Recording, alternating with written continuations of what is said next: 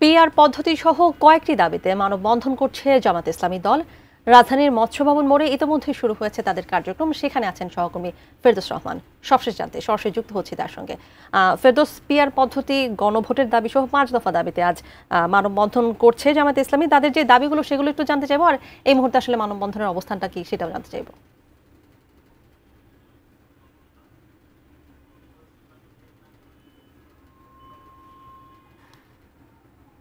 5 দফা দাবিতে জামাত ইসলামের দ্বিতীয় দফার কর্মসূচিতে তারা পিআর পদ্ধতি বাস্তবায়ন, জুলাই সনদের বাস্তবায়ন, 14 দল সহ জাতীয় পার্টি নিষিদ্ধকরণ, এসব 5 দফা এমন দাবিতে জামাত ইসলামী আন্দোলন শুরু করেছে।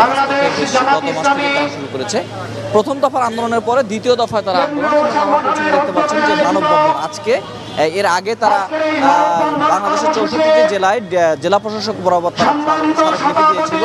আজকে তারা দাঁড়িয়েছে গাবতলী থেকে যাত্রাবাড়ি পর্যন্ত। এই পুরো রাস্তায় তারা মানববন্ধন করছে। আপনি দেখতে পাচ্ছেন এখানে কেন্দ্রীয় নেতারা বক্তব্য দিচ্ছেন এবং তারা কিন্তু বলা যায় যে 11টা থেকে কর্মসূচি, কিন্তু সকাল 9টার পর থেকেই এই কর্মসূচিতে জামাত ইসলামের কেন্দ্রীয় নেতৃবৃন্দ তারা এসেছেন এবং তারা তাদের যে দাবিগুলো সেই দাবিগুলো বাস্তবায়ন চান এবং তারা বলছেন যে কোনো মূল্যে এই সরকারকে সেটা বাস্তবায়ন করতে হবে। আমরা একটু কথা বলি, এখানে শিবিরের সাবেক কেন্দ্রীয় সভাপতি রয়েছেন, তার সাথে একটু কথা বলি।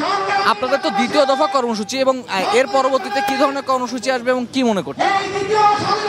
বক্তৃতা শেষ হোক ভাই, বক্তব্য চালিত ধারাবাহিক জামাতের কর্মসূচি আছে, যেটা কেন্দ্রীয় জামাতের পক্ষ থেকে আসবে। এটা সময়ের আলোকে আমরা বুঝতে পারবো। এখন এই মুহূর্তে মূলত দাবিগুলো কি? হ্যাঁ, এটা মূলত 5 দফা দাবি। 5 দফার ভিতরে গুরুত্বপূর্ণ দাবি হলো পিআর পদ্ধতিতে নির্বাচন, জুলাই সনদকে আইনি ভিত্তি প্রদান সহ, মানে লেভেল প্লেইং ফিল্ড সহ 5 দফা এবং আরো গুরুত্বপূর্ণ কিছু দফা সহ ধারাবাহিকভাবে কর্মসূচি জামাত দিবেন আর কি। ধন্যবাদ। এখানে বক্তব্য চলছে, জামাতের কেন্দ্রীয় নেতৃবৃন্দ এখানেই আসবেন। আমরা কিছুক্ষণ বক্তব্য দাবি করছে পিআর পদ্ধতির এই পদ্ধতিতে নির্বাচনের মাধ্যমে আগামীতে আর নতুন কোন ফ্যাসিস্টের জন্ম হবে না। সুতরাং আসুন জুলাই সনদকে আইনের ভিত্তি দিতে হবে। এখনো রাজপথে আমাদেরকে এই দাবির জন্য আসতে হবে।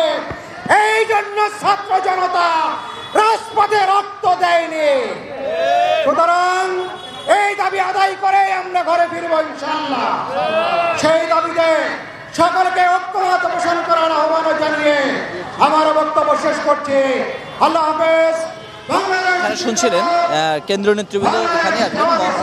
ডক্টর আব্দুল্লাহ মোহাম্মদ তাহের এখানে আসবেন, জামাতের সেক্রেটারি জেনারেল অধ্যাপক মিয়া গোলাম পরোয়ার তিনিও এখানে এসে বক্তব্য দেবেন।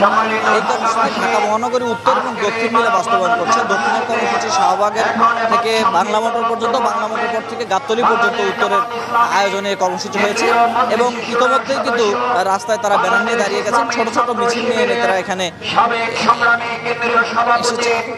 এসেছেন এবং তারা এখানে এসে তারা বক্তব্য প্রদান করছেন এবং সেই বক্তব্যের মধ্যে একটি বিষয় তারা বলছেন যে জুলাই সনদের আলোকে যদি নির্বাচন না হয় তাহলে সেই নির্বাচনটি হবে প্রহসনমূলক এবং তারা বলছেন এই সরকারকে বৈধতা দেওয়ার জন্য জুলাই সনদের বাস্তবায়ন প্রয়োজন। ইতিমধ্যেই ডক্টর সৈয়দ আব্দুল্লাহ মোহাম্মদ তাহের বলেছেন যে জুলাই সনদের বাস্তবায়নের জন্য গণভোট আর যদি জাতীয় নির্বাচন একই দিনে হয় তাহলে পুরোটাই ঘুরেবালি হয়ে যাবে। সে কারণে তারা চাচ্ছেন যে নির্বাচনের আগেই যাতে গণভোটের মাধ্যমে জুলাই সনদকে বাস্তবায়ন করা হয় এবং সেই সাথে সংসদের উচ্চকক্ষ নিম্নকক্ষ পিআর পদ্ধতি বাস্তবায়ন তারা চাচ্ছেন।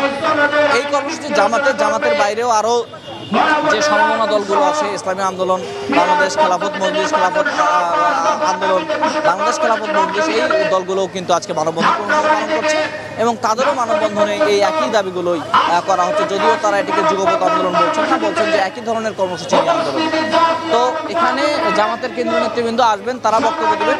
ইতিমধ্যে আপনি জানেন যে রাজধানীর প্রায় যাত্রাবাড়ি থেকে শুরু করে গাবতলী পর্যন্ত যে ফুটপাতের অংশ রয়েছে সেটি কিন্তু জামাতের কর্মীরা দখল করছেন এবং জায়গায় জায়গায় তারা এই দাবিতে স্লোগান দিচ্ছেন, বিক্ষোভ মিছিল করছেন এবং তাদের কথা হচ্ছে যে পিআর পদ্ধতি এবং জুলাই সনদ ছাড়া আগামীতে কোনো নির্বাচন অনুষ্ঠিত হতে দেবেন না। তানিয়া।